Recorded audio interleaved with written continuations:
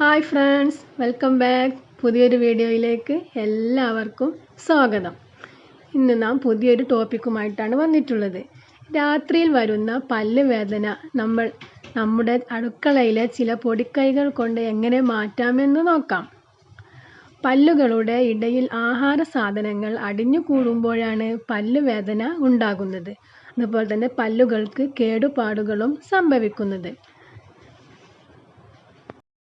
പല്ലുവേദന മുതിർന്നവർക്കും കുട്ടികൾക്കും ഉണ്ടാവും. പല്ലുവേദന അനുഭവിച്ചവർക്ക് അതിൻ്റെ കാഠിന്യം മനസ്സിലാക്കാൻ കഴിയുകയുള്ളൂ.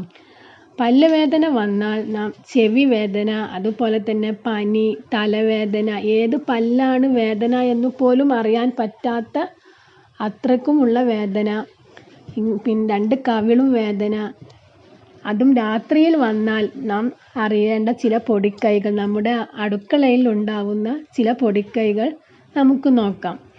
അധികം ക്യാവിറ്റിയുള്ള പല്ലുകളാണ് എന്നുണ്ടെങ്കിൽ നമുക്ക് ദന്തിസ്ഥനെ തന്നെ ഉപ്പ് വെള്ളം പിടിക്കുക. ദിവസത്തിൽ 1-2 പ്രാവശ്യം ഉപ്പിട്ട വെള്ളം കൊണ്ട് കവിൾ കൊള്ളുക.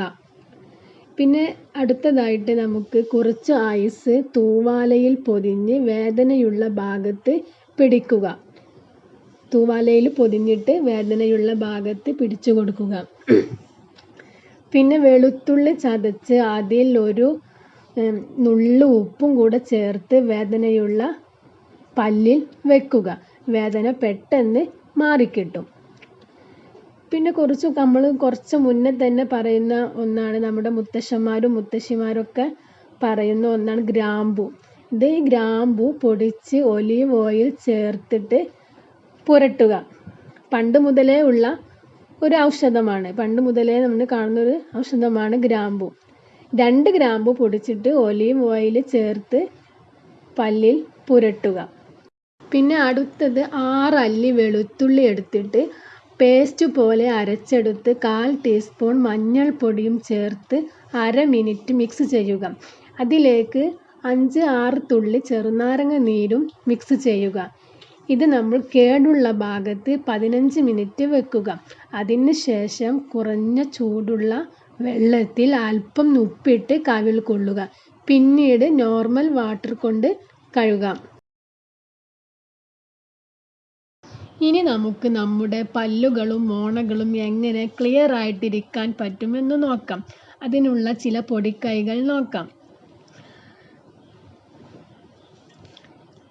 കുറച്ചു പേരയിലയിട്ട് തിളപ്പിച്ച വെള്ളം കൊണ്ട് ഇടയ്ക്കിടയ്ക്ക് കഴുകുന്നത് നല്ലതാണ്. ഇത് പല്ലിനും മോണക്കും നല്ലതാണ്. പിന്നെ പേരയുടെ തളിരിലയും ഉപ്പും ചേർത്ത് അരച്ച് കുഴമ്പ് രൂപത്തിലാക്കുക. എന്നിട്ട് പല്ല് തേക്കുക. ഇത് വായ്നാറ്റം അകറ്റാനും ഇടയ്ക്കിടെ ഉണ്ടാകുന്ന പല്ല് വേദനയ്ക്ക് ശമനം ഉണ്ടാകാനും പറ്റും. പിന്നെ ഇടയ്ക്കിടയ്ക്ക് കുരുമുളക് പൊടിയും ഉപ്പും ചേർത്ത് പല്ലു തേക്കുന്നത് നല്ലതാണ്. പിന്നെ അടുത്തത് ഉപ്പ്, മഞ്ഞൾപ്പൊടി, ഇഞ്ചി ചതച്ചത് എന്നിവ നന്നായി തിളപ്പിച്ച് ചെറു ചൂടോടെ വേദനയുള്ള ഭാഗത്ത് കവിൾ കൊള്ളുക. ഇത് വേദന കുറയ്ക്കാൻ കാരണമാകും.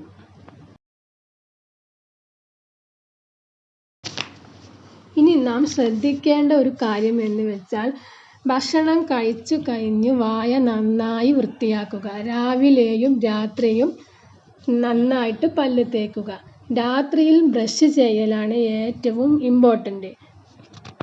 ഇത്രയും കാര്യങ്ങൾ നാം ശ്രദ്ധിച്ചാൽ നമ്മുടെ പല്ല് വേദന നമുക്ക് ഒരു പരിധി വരെ അകറ്റി നിർത്താൻ പറ്റും.